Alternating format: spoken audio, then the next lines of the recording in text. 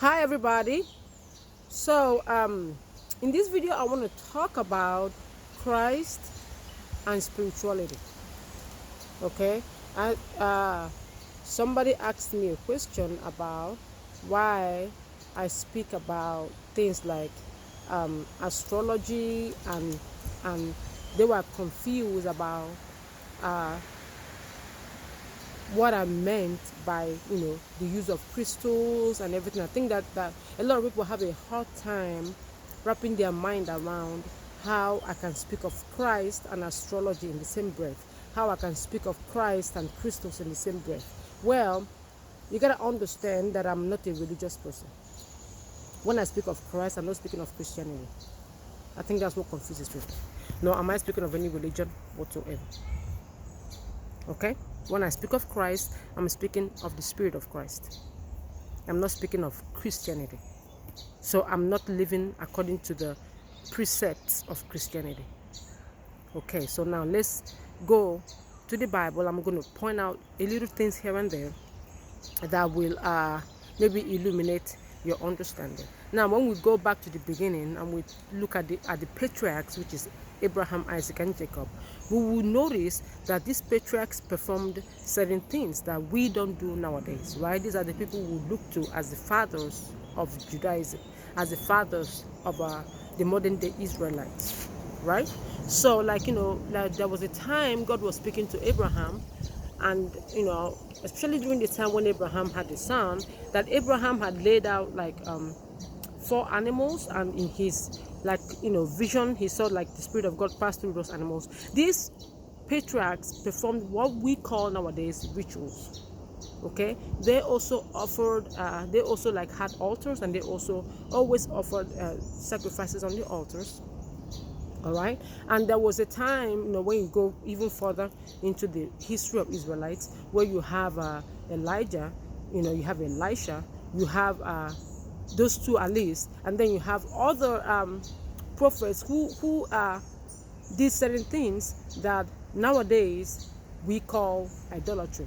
Nowadays we call what do you call those things, worshiping of idols. That's not what that was about. That's not what that was about. Any true spiritual person, the first thing they're going to understand is the spirituality of everything. They understand the spirituality of everything. They also understand that spirits speak through everything. Okay?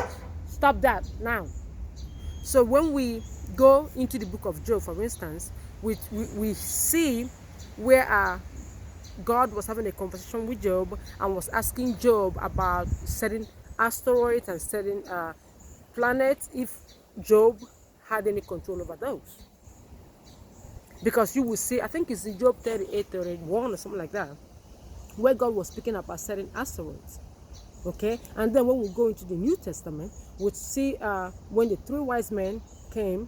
The three wise men were astrologers, by the way, when they came to worship Christ, right?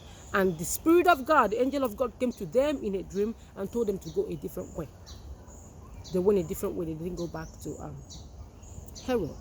So you gotta understand that there's Christianity, which is a religion, and then there's Christ, which is a spirit.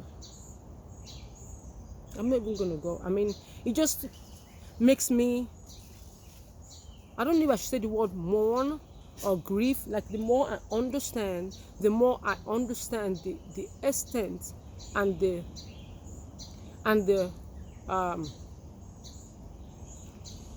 okay, let me, how deep the deception goes. Okay, there's nothing wrong with religion. I have no problem with religion. I really don't. Anybody that does that is up to them. That's not what this is about. This is about looking at the Spirit of Christ, understanding what the Spirit of Christ is. Christ is a being that came here on this earth, that lived here on this earth, that remains here on this earth. And I'm not going to go into that. Okay? But that's the reality. Whether you believe it or not is irrelevant. Okay? Christ remains here on the earth. Okay? Christ is pro-human. Okay? So now, a lot of the things that you see about religion, meanwhile, a lot of the people who don't look at history do not understand that there were books in the Bible that were exempted from being in the Bible. Actually, the Bible as you have it was decided upon in the Council of Nicaea. That's when they made up their mind about what they wanted religion to do and what they wanted to use it for and all of that. And all the books they put in there were what they thought they needed to put in there. Now, if you have the Spirit of Christ, right, and if you have access to the Spirit, you will begin to understand even the mystery hidden in the books that they allowed to go into the Bible. Like I was reading today the book of 1 Corinthians 4, where Paul was talking about now that he preaches in part and teaches in part. In other words, part in the sense of a fragment. He's teaching a fragment and he's preaching a fragment, but when that which is whole comes, the fragment shall be done away with.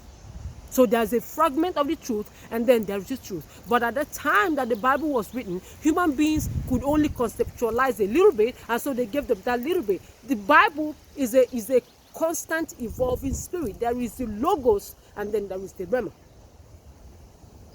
You gotta understand the spirit of the world. But that's why they say is the letter kills.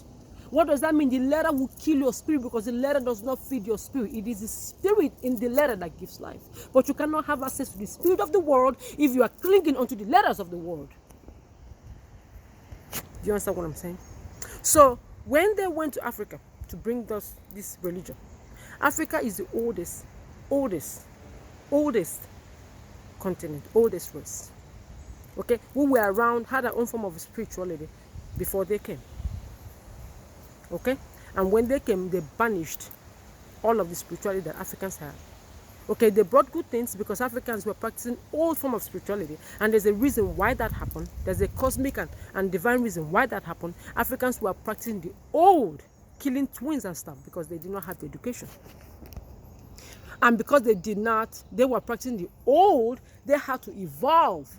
They had to move from that which was dead to that which is living. Everything in life has to move. Everything evolves. What you are doing today is not what you're going to do tomorrow, because tomorrow you're going to have a better understanding. So whatever you're doing today, you do it better tomorrow. Everything evolves. So when they brought us that religion, they went about evolving us. That was the thing. Their goal wasn't to evolve us, and that's a totally different video entirely. But my point in bringing that up is that there was a way that we were. It was a spirituality that had to be changed. It was a spirituality that needed evolution. And so when you look at Christianity as a doctrine and as a dogma, there's no growth there. It's within the four walls, confines of that. They tell you this is it, this is that, this is that. And that's why there is no spirituality in it. And so that's why when somebody hears me talking about Christ and you're talking about astrology, they'll be like, ooh, they don't see how that adds up. It's about evolution. It's about allowing the Spirit of Christ, right, illuminate your understanding so that you can see. In the book of Revelation, there are 4 beasts mentioned. 4. Of those 4, only one has 7 eyes and 7 horns. Only one. The other 3, they don't have any eyes. They are all blind spiritually. They don't know it, but they are. And in the church of Sardis, which is the 5th church, which is our church, we were told to follow the one with the 7 stars and the 7 spirits of God. The 7 stars, okay? And the 7 spirits of God. I'm not going to go into what the 7 stars are, but the 7 spirits of God, the 7 eyes you were told in the book of Revelation that the 7 eyes implies the 7 spirit of God. The other 3 beasts are blind. Not one of them has eyes. They have head, no eyes. They don't see. What is that? What is the correlation between all of them? Christ is the way, the truth, and the life. Christ is the only one with the eyes, and because he has eyes to see, he can show you the truth. He can show you the right path. He can show you the way. But if you are stuck on religion created by man to blind you, you will never see. You will never see.